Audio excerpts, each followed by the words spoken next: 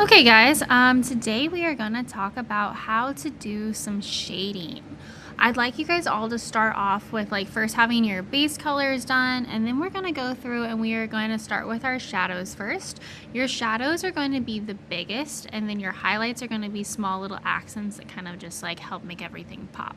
And so what you would probably see is something like, oops, wrong one, this one, where we've got lots of really big shadows, okay? So that's what I want you to remember, that your shadows should be big versus when we get to our highlights are very small, okay? So they're not nearly taking up as much space as our highlights, their shadows.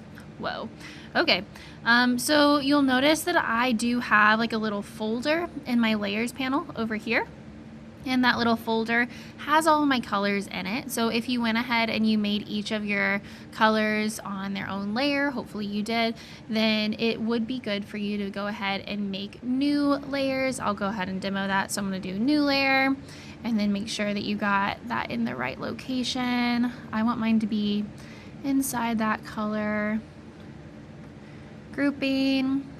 And then you can name it whatever color you're going with. So for example, if I'm doing blue and I want to do shadows, I might just do BS for shadows, or I could do blue S for blue shadows. And then remember, you can group them. So if I wanted to ungroup these, I can show you what that looks like to group them real quick. So I get them all highlighted. I start off with the bottom, hold the shift button down, grab the top, and then Command G as in girl, Command G, and then now I have a new group that will be my blues.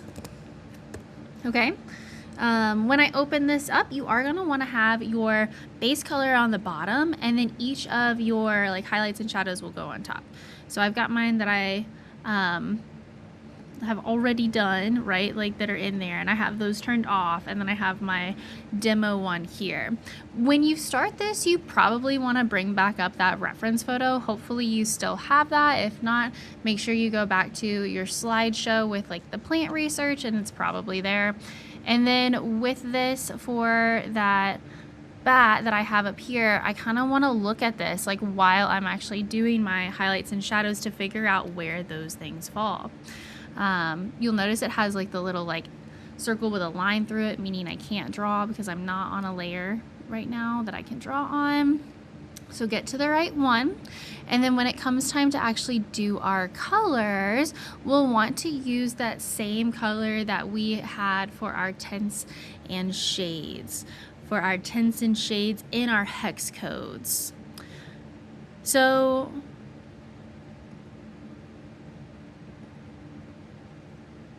okay, with that, when we go through and do that, we will want to make sure that we have that already in our we have our hex code. So for me, if I go to this one, right, the color picker will come up with an option right here, right, and I have that already there. If you don't already have that, then you'll need to copy from that website from your document, and then you'll need to paste that in. So you can use that different color for your hex code. Hex codes, remember, the shadow should be lower than your regular one. Tints and those highlight colors are going to be higher. Okay, so looking at this bat, shadows do not just hug the edges of things. Usually they come down and help us understand the form.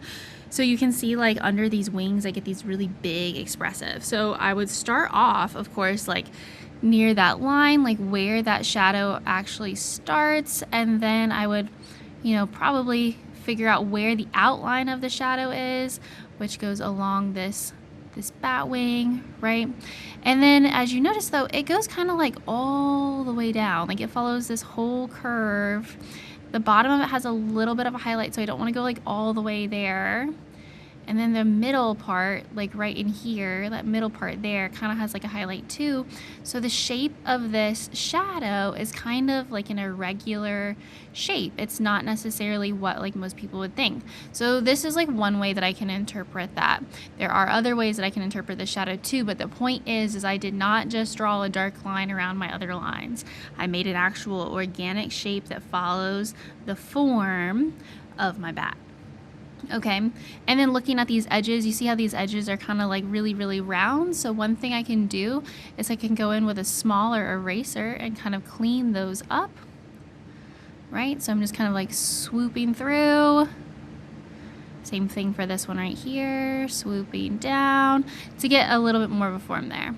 And then as you go through about your shadows, hopefully you'll approach them the same way. So again, I'll pull up my other version.